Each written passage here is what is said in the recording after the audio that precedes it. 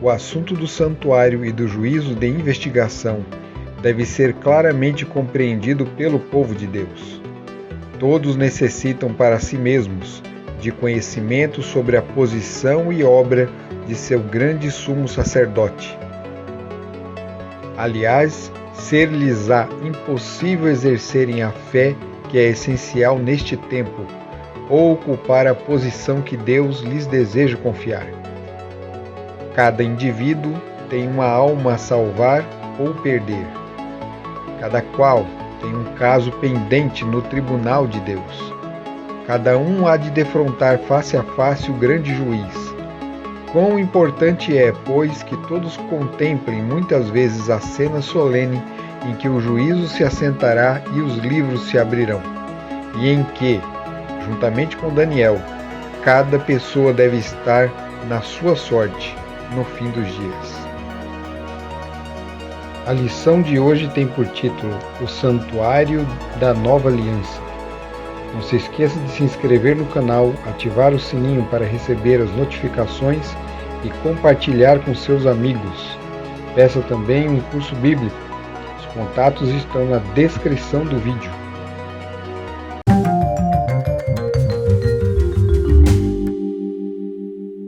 Olá para todos que são inscritos aqui no canal Pão do Advento. Se você ainda não é inscrito, não perca tempo e clica aqui no botãozinho vermelho para se inscrever o mais rápido possível e compartilha aí com todos que você conhece, com todos os seus amigos, seus parentes, sua igreja, com quem você gosta, com quem você não gosta, pode compartilhar com todo mundo. Hoje nós vamos falar sobre o Santuário da Nova Aliança. Antes de entrar no tema aqui em questão, eu quero dar aqui algumas dicas de leitura que vão ajudar no tema de hoje e no tema geral, né? O tema das alianças de uma forma geral. Então, a minha primeira indicação aqui de leitura é esse livro aqui, O Ritual do Santuário. Né? Eu tenho esse livro aqui, está até meio... Eu não gosto de ter livro assim, rasgado, mas infelizmente está rasgada a capa aqui. Esse livro é bem antigo, eu tenho ele há muito tempo, eu nem sei quanto tempo foi que eu comprei ele. E eu não tenho certeza, ele é um livro da Casa Publicadora, mas eu acho que eles não estão publicando mais, eu acho, não tenho certeza, mas é bom dar uma olhadinha lá no site, né? Eu vou colocar o site aqui na tela para vocês procurarem lá. Esse livro aqui é muito importante, né? Na verdade ele tem, né? Ele está bem desatualizado, ele é um livro muito antigo, ele está um pouco desatualizado, mas ainda assim ele ensina muita coisa. Ele é muito importante e ele, como introdução para o tema, né? O tema do santuário, ele é excelente, né? Então é um livro que eu recomendo muito, eu li ele todo, é muito bom, né? Tem um probleminha aqui com a visão do autor aqui a respeito sobre santidade no final, mas é tudo coisa que a gente faz parte do estudo, né? Nenhum estudo é perfeito e é completo, né? A gente tem que ir estudando e sabendo tirar aquilo que é importante, né? E saber filtrar aquilo que está errado. Então, mas ali naquele livro está praticamente tudo certo, né? Então não tem problema. Uma outra indicação de leitura é esse aqui, A Cruz e Sua Sombra, né? Ele é das edições Vida Plena. Eu já trabalhei nessa editora aqui, na verdade eu ainda faço alguns trabalhos para eles ainda. E esse também é um livro muito bom. O autor dele é contemporâneo de Ellen White, então ele é um livro bem antigo também. Então eu já posso dizer também que há uma certa desatualização dele, mas essas desatualizações são pequenas. O essencial do assunto do santuário está aqui, para a gente poder compreender os rituais, o significado das festas, dos sacrifícios. Então, e o título, né, que foi dado aqui, eu não sei se é o mesmo, se no inglês também o título é esse. Exatamente, é isso mesmo, A Cruz e Sua Sombra. Então, nós temos a cruz, que é a realidade, e temos a sombra, que eram as festas e os rituais que eram praticados na antiga dispensação. Certo? Então, essa é uma indicação. O autor é o Stephen Haskell, né, que viveu nos dias de Ellen White. Aliás, Stephen Haskell, se eu não me engano, ele quando o Tiago White faleceu, ele tentou se casar com Ellen White, mas Ellen White não quis. Né? E eu tenho aqui também esse livro aqui. Esse é atual. A Luz de Hebreus, certo? Ele faz parte de um conjunto de livros, né? Uma série de livros. Então, na série temos a Interpretação Profética, volume 1, Estudo sobre Daniel, volume 2, 70 Semanas, volume 3, Luz de Hebreus, que é esse aqui, volume 4, Doutrina do Santuário, volume 5, Estudo sobre Apocalipse, volume 6, e Estudo sobre Apocalipse, volume 7. Então, são 7 livros, é uma coleção de 7 livros, faz parte de um projeto, de um comitê sobre Daniel e Apocalipse. Né? Então, ele é dito aqui que ele, na verdade, ele é um tratado de teologia, né? Um tratado histórico-teológico sobre os temas proféticos e do santuário. Né? Então, esse livro aqui ele é mais denso, ele é mais complexo. Né? Seria muito importante ler aqueles primeiro, para depois partir para esse aqui.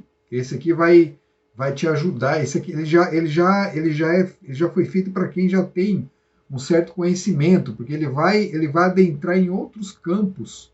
Se você não estiver preparado, não estiver inserido ali no contexto das questões que são tratadas, você pode ficar um pouco perdido. Mas não quer dizer que é obrigatório você ler o outro também, não. Você pode partir por esse aqui também, certo? É só uma dica aí. Então, adquiram. Esse já não é nem pela Casa, nem a Vida Plena. Esse aqui é pela Unaspress. Né? O único problema é que a Unaspress, quando acaba os volumes, até eles lançarem nova edição, demora demais. Eu não sei se esse volume você encontra lá. Você pode tentar encontrar esse livro também em sebo. Então é isso, vamos ao tema aqui.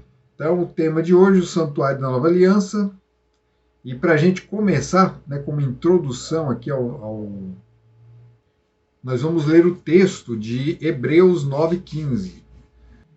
Por isso mesmo, ele é o mediador da nova aliança, a fim de que os que foram chamados recebam a promessa da herança eterna, visto que houve uma morte para a remissão das transgressões que foram cometidas sobre a primeira aliança.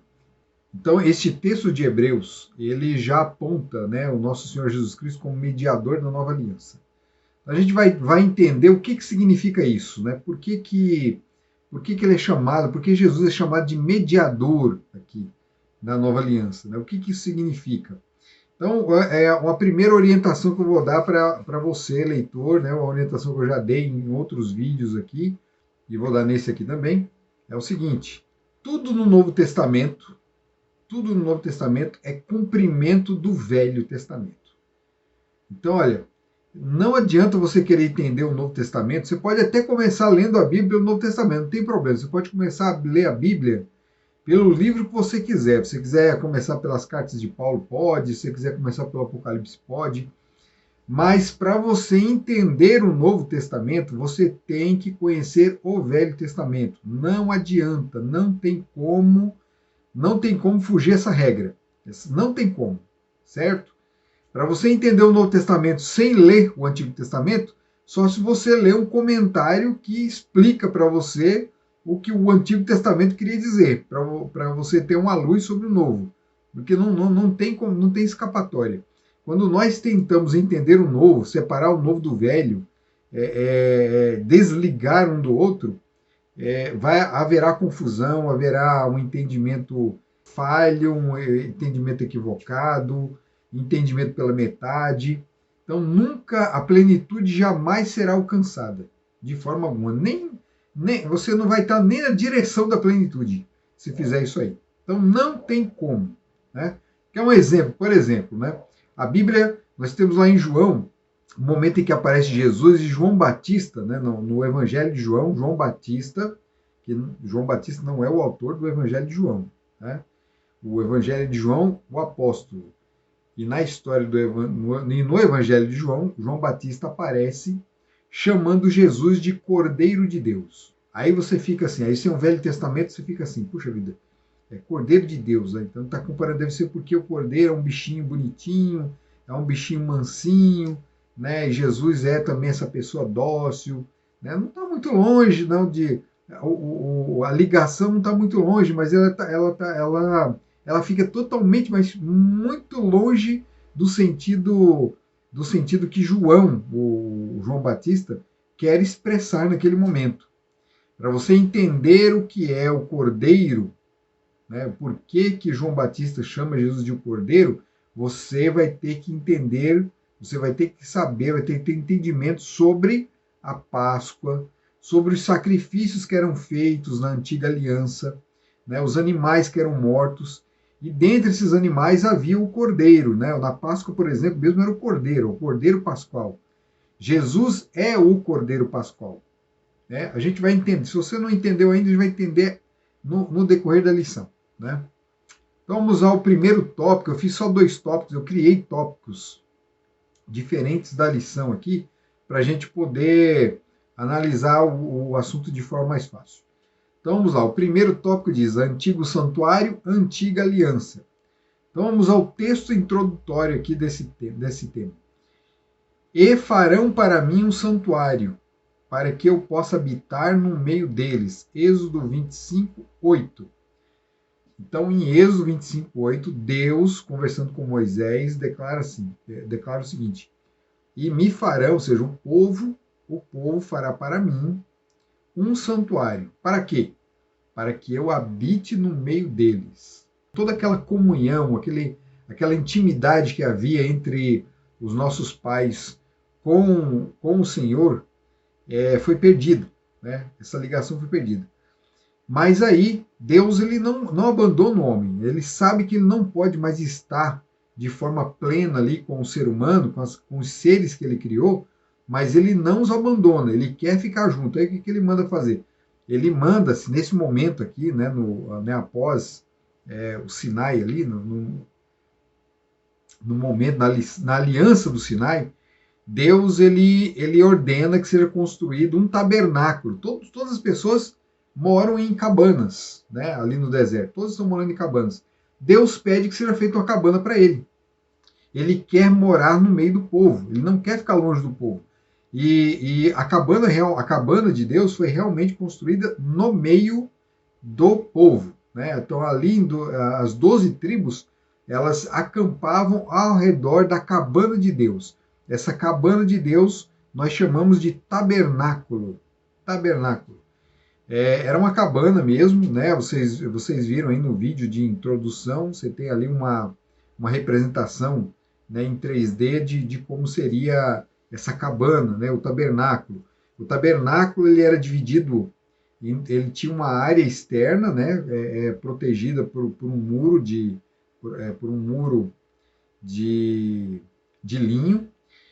A parte interna tinha um pátio, e nesse pátio havia uma construção, que era a cabana em si, e dentro da cabana haviam 2 compartimentos, né? Haviam dois cômodos nessa cabana. O primeiro cômodo era chamado de Santo, e o segundo cômodo chamado de Santo dos Santos, ou Santíssimo.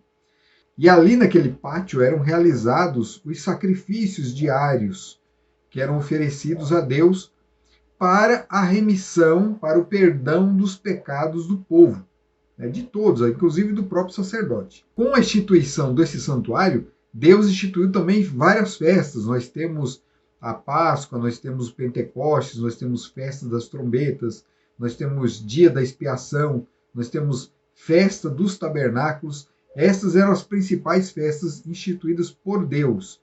O povo judeu depois criou novas festas, mas elas não foram feitas por Deus. Não quer dizer que elas não eram sagradas, não eram importantes, mas não foram instituídas por Deus ali no Sinai. Aqui nesse livro que eu mostrei para vocês, tem comentários sobre todas as festas. Então você vai entender bem como cada festa era realizada e o que ela significava. Junto com as festas eram feitos também os sacrifícios, né? Havia o sacrifício diário. Era o sacrifício que era oferecido de manhã e à tarde, né? Lembre-se sempre, o sacrifício era feito de manhã e à tarde, ou seja, um animal morria de manhã e um animal morria à tarde, para a remissão dos pecados do povo, certo? Então, esse aqui era o santuário da antiga aliança. Essas festas foram estabelecidas e foram ordenadas por Deus, eram festas sagradas. né? Todas as festas têm um motivo, né? Tem uma razão de ser. Então, elas não podem ser desprezadas e elas vão ajudar você, vão ajudar a todos nós a compreendermos o Novo Testamento, que é o cumprimento disso tudo. Então, vamos agora para o próximo tópico. Novo santuário, nova aliança. Eu vou ler aqui um texto de Hebreus, né? É um texto um pouquinho longo aqui, mas ele vai resolver muito do nosso entendimento a respeito do santuário na antiga aliança. Então, ó, uma coisa que você não pode esquecer: Deus mandou construir um santuário.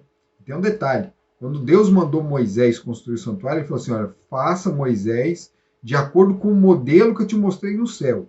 Então, Deus tinha dado uma visão sobre o santuário que havia no céu. Havia um santuário no céu e Moisés tinha que fazer o da terra semelhante ao que ele viu no céu. Então, olha, já é um ponto aí que você tem que guardar. Tinha um santuário no céu.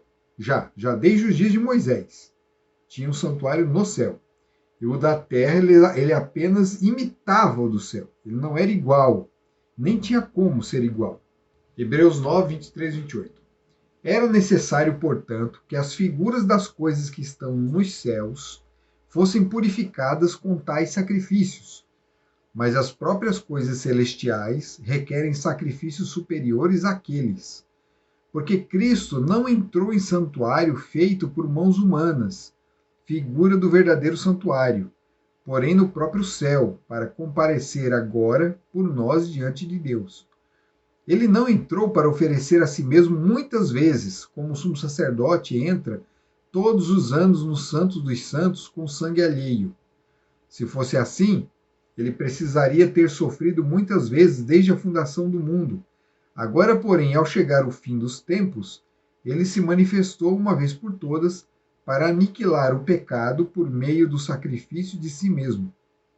E assim como aos homens está ordenado morrerem uma só vez, vindo depois disso o juízo, assim também Cristo, tendo se oferecido uma vez por todas para tirar os pecados de muitos, aparecerá a segunda vez, não para tirar pecados, mas para salvar aqueles que esperam por ele. Olha, esse texto aqui de Hebreus, ele é importantíssimo, a carta toda de Hebreus é. É por isso que eu vou mostrar de novo o livro aqui, ó. Luz de Hebreus, né? Adquiram e leiam.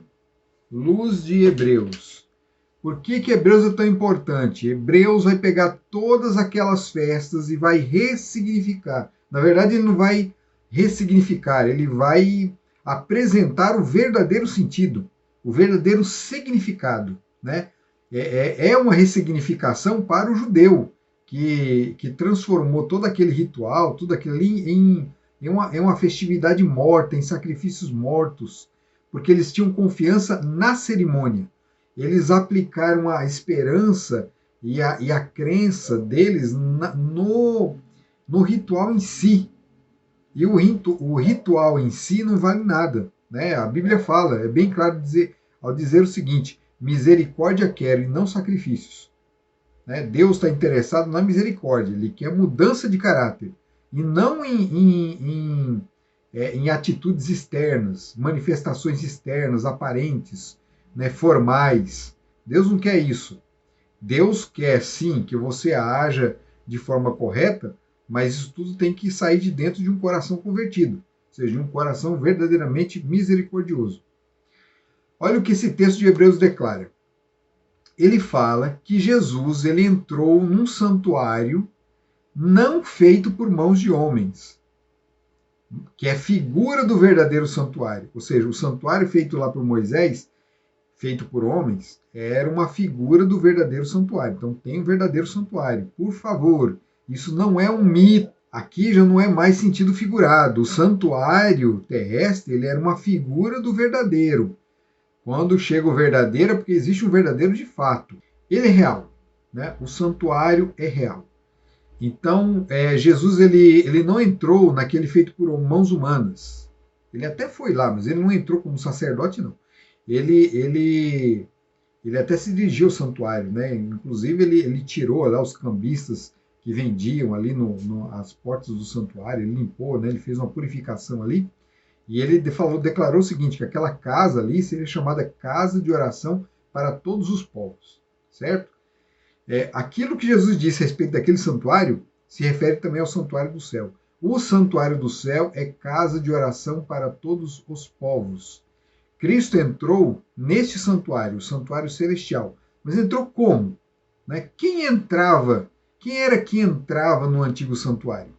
Quem entrava no antigo santuário eram só os sacerdotes e no Santo dos Santos o sumo sacerdote. Né? Havia os sacerdotes e havia o sumo sacerdote. O sumo sacerdote entrava uma vez por ano no Santíssimo para realizar a festa, a principal festa do ano, que era o dia da expiação. Então Jesus é aquele que entra no santuário, primeiro para realizar o seu trabalho sacerdotal e depois para realizar um trabalho sumo sacerdotal. Tudo aquilo que acontecia no santuário da terra, ele tem o seu cumprimento no santuário real, o santuário do céu. Então, por que é importante o santuário da terra para nós hoje? Porque quando eu entendo que era tudo que era feito no santuário da terra, eu entendo agora tudo que está sendo feito no santuário do céu. É simples assim. Né? O santuário, todas as cerimônias antigas eram figuras e representações de tudo aquilo que Jesus faria de forma real no tempo presente, no tempo que nós estamos vivendo. Né? Não havia Páscoa? Na Páscoa morreu o Cordeiro Pascual e na festa da Páscoa o sangue daquele Cordeiro foi passado nos umbrais das portas para que o anjo destruidor não destruísse os primogênitos, ou seja, era um sinal de salvação. Aquele sangue, aquela carne do que era comida ali na Páscoa, simbolizava a libertação do povo de Israel do cativeiro egípcio. Cristo agora, ele é a confirmação disso, ele é a realidade disso aí, porque ele é o Cordeiro, o verdadeiro Cordeiro, ou seja, o inocente que morre no lugar do pecador. Morre para quê? Para salvá-lo. O sangue de Cristo, ele deve ser passado nos umbrais dos nossos corações, para que nós não sejamos destruídos pelo anjo destruidor, porque haverá um juízo. E o juízo, infelizmente, levará à aniquilação do pecado. O texto aqui, não sou eu que estou falando isso aqui, quem falou foi o texto aqui. Né? Está aqui no texto que nós acabamos de ler. Vem dizendo assim, ele se manifestou uma vez por todas para aniquilar o pecado por meio do sacrifício de si mesmo. Jesus, ele aniquila o pecado. E quando se fala em aniquilação do pecado, também não é uma metáfora, também não é uma parábola aqui não. É a aniquilação mesmo. E infelizmente o pecado, ele não é uma entidade que vive sozinha por aí para você acabar com ela. Não é. O pecado é algo que existe dentro de nós. Se nós não estivermos com Cristo dispostos para que ele tire, né, que ele transforme o nosso coração, ele tire a nossa natureza pecaminosa, nos transforme em seres santos novamente, então nós seremos destruídos, aniquilados. A aniquilação do pecado aqui é a aniquilação dos pecadores. Por mais brutal que isso pareça, né, mas esse é o plano da redenção, é esse aqui. Isso aqui, inclusive, é um ato de amor. É um ato de amor, tanto para os aniquilados quanto para os não aniquilados. Né? Mas isso é um assunto bem profundo, a gente pode tratar isso em outro momento. Então, entenderam o que significa aqui o sacrifício de Jesus? Jesus é o cumprimento de tudo aquilo lá. Então, havia um santuário na antiga aliança e há um santuário na nova aliança. Esse santuário está onde? No céu. Então, Jesus ele morre aqui na terra. É o que acontecia no pátio fora do santuário. Jesus morre também fora do santuário, aqui na terra. Aquele pátio representa a terra, onde Jesus vem morrer, aqui, nosso planeta. Então ele morre e depois ele é assunto ao céu. Ele sobe ao céu para entrar no verdadeiro santuário. Quando Cristo sobe para o céu, ele não vai subir para um lugar cheio de nuvens, né, com aqueles anjinhos, bonequinhos voando, aquelas coisinhas assim, não. Tem anjos lá, mas os anjos não são assim. E ele adentra, não um lugar de nuvens, né, um negócio assim meio um ambiente surreal, nada aquela coisa fantasiosa, meio de mitologia grega. Não é nada disso, não. Jesus ele entra num local real, num santuário construído por Deus, não feito por mãos humanas, mas construído pelo próprio Deus. Ele adentra ali para quê? Para fazer o quê? ele é chamado de o mediador. Na antiga dispensação, o sumo sacerdote era o mediador. Ele fazia essa ligação, a ponte entre o homem e Deus, que se manifestava lá no santuário, lá no Santo dos Santos. O sacerdote fazia isso, o sumo sacerdote fazia isso. Jesus agora, ele é o verdadeiro mediador. Aquilo ali era só uma representação do verdadeiro mediador. Jesus, ao mesmo tempo que ele é a vítima, a verdadeira vítima, porque o animal que morria simbolizava Jesus, Jesus também ele é o verdadeiro mediador, aquele que se apresenta agora ressuscitado diante do Pai. Para quê? Para apresentar o sangue. Né? Ele mostra as palmas das mãos, as feridas nas mãos, e apresenta, né, o seu sacrifício diante do Pai.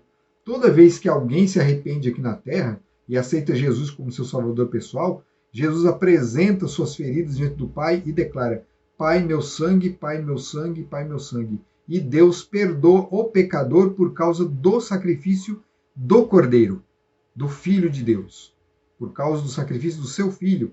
E ele não aceita o homem arrependido por causa dos seus méritos. Ele aceita o homem arrependido por causa dos méritos do Filho dele, de Cristo.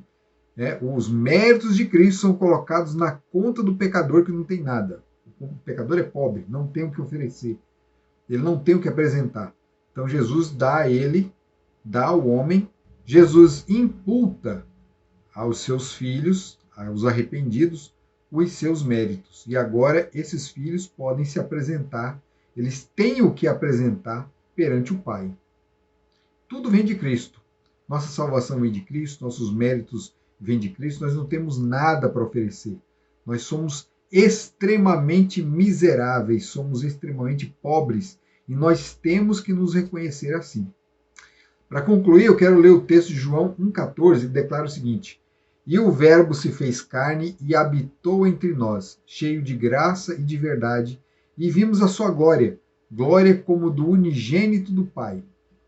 Quando Deus se manifestava no santuário da terra, a glória dele aparecia ali. Né? O povo não podia ver, não podia contemplar, mas eles enxergavam a luz que vinha de dentro do santuário. Aquilo ali ficava iluminado. O sumo sacerdote tinha que entrar aquilo ali com máxima reverência, porque até ele mesmo poderia morrer diante daquela glória de Deus. Aquela glória parcial, nem era total. Né? Ela ficava velada ali pelo véu do santuário. Ele se manifestava sobre a arca do concerto, a arca que contém os 10 mandamentos. Aquela arca é um símbolo do trono de Deus, onde ele se assenta. Porque Deus, o trono de Deus é justiça e misericórdia. A arca da aliança é justiça e misericórdia. Nós temos a lei de Deus, que exige a obediência do pecador, né, a perfeição de caráter, e nós temos a misericórdia, que era o sangue que era aplicado sobre a arca, o sangue da aliança, o sangue do Cordeiro. E hoje nós temos no santuário celestial o Filho de Deus diante do trono, diante do próprio Deus, apresentando Deus, que é toda a justiça, né, o seu caráter, a sua lei é o seu próprio caráter, e esse caráter exige de todos os seres que ele criou a perfeição. Mas nós não temos. Então Jesus ele apresenta o sangue, assim como o sangue era apresentado no da terra, Jesus apresenta, como eu já disse, no céu. E aí, é aí que nós enxergamos a glória do unigênito do Pai. Eles viam a glória lá. Nós enxergamos uma glória agora também. A glória real. A glória do Filho de Deus apresentando o seu corpo como resgate, como pagamento para que todos aqueles que nele creem não pereçam, mas tenham a vida eterna. E o interessante desse texto que vem dizendo assim, ó, ele declara o seguinte, que o Verbo se fez carne e habitou entre nós. Lembra que o texto inicial diz assim que o santuário foi construído para que Deus habitasse no meio de nós? Cristo, quando vem à Terra e toma a forma humana, ele passa a habitar entre nós.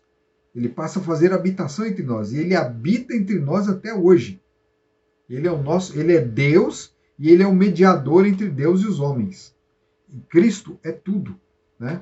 Quando a gente fala que Cristo é tudo, isso não é só um clichê. Não é um clichê. Isso é a realidade máxima do Evangelho. Cristo ele realmente é tudo. E o interessante nessa palavra habitou aqui, né? Uma coisa interessante, ó, vejam aí na tela. A palavra habitou, ela vem do grego eskinosen, né? Eu não sei exatamente se pronuncia assim, eskinosen, mas eskinosen é o pretérito de um verbo criado a partir do substantivo skene, né? Ou skenos, a palavra grega skenos, que significa tenda ou tabernáculo, né? A palavra skenos significa tenda ou tabernáculo. Então ela pode ser traduzida aqui, nesse caso, por acampar, por habitar, né? Por isso que é dito ali que o verbo habitou entre nós. Mas se a gente fosse traduzir ao pé da letra a palavra eskinosen, aqui no grego, nós teríamos uma palavra mais ou menos assim, tabernaculou. Jesus, ele tabernaculou. Jesus, ele habitou num tabernáculo no meio de nós. Assim como havia um tabernáculo no antigo Israel, Jesus, ele era o tabernáculo, ele era o próprio tabernáculo no meio do povo. Jesus é o nosso tabernáculo. Jesus, ele é o nosso santuário. E nós nos achegamos a Deus por meio de Cristo, por meio desse tabernáculo. É por meio desse tabernáculo que a glória de Deus nos alcança, que a salvação de Deus nos alcança. É por meio desse tabernáculo que nós podemos nos achegar novamente ao Pai. Aquela aliança que foi rompida lá no Éden por nossos primeiros pais, o relacionamento que eles tinham com Deus, ele agora é restaurado pelo trabalho, por todo o trabalho que Cristo fez e faz no santuário celestial. Quer você também fazer parte dessa realidade? Então, busque ter uma intimidade com Jesus. Quando a Bíblia declara que Jesus habitou, significa que ele caminhou entre nós, que ele está entre nós, que ele procura se relacionar conosco. Ele busca uma relação, um relacionamento. Religião é isso, é relacionamento com Deus, é relacionamento com Jesus, relacionamento com o Espírito Santo de Deus. Então, quando nos relacionamos com Deus, aí nós nos tornamos, nós somos transformados naquilo que Deus pretende de nós. Deus deseja que nós nos tornemos novamente sua imagem e semelhança. Que Deus abençoe você continue estudando profundamente o tema das alianças e com certeza será uma grande bênção na sua vida. Até o próximo vídeo. Tchau.